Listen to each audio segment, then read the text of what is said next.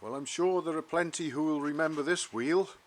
This is the one that I actually trued yesterday. It had been built by the owner and needed truing, and when I trued it, although I got the offsets right and the spoke tension's good, the spokes were very noticeably bowed on both sides, and I had my doubts actually, but thinking about it overnight I decided that I'd flip the rim over, because I had thought that the rim was incompatible and might have been for a full width hub rather than this half width type, and I thought both the spokes on both sides were being forced in different directions. But as we can see here, I turned it over and I built it and trued it again, and the spokes line up perfectly from end to end.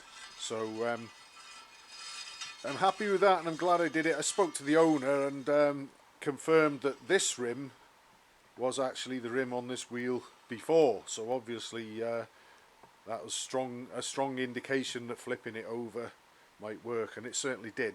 In the case of the rear wheel that goes with this, that was a brand new rim, but that one worked out alright after I crossed the spokes in opposite directions on the brake drum sides, as we've seen. So here it is, all rebuilt, trued, ready to go. And let's take a look at some side to side run out there, shall we? I'll zoom in because I've got the tripod fastened to this again and I can't hold the camera as close to the clock as I'd like to. We're well within 0.5 millimetre there, so that's good. Now we'll have a look at the radial run out. Bear with me. We'll set the gauge up to do that.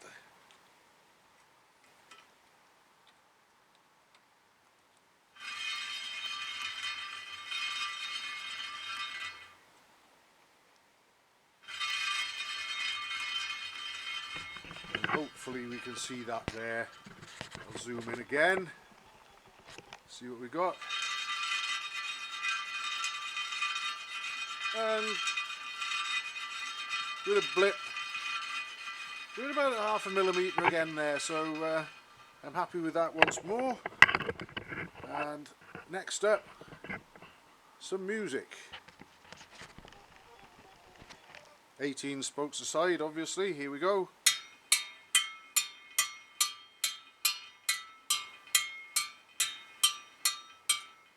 $18 there, and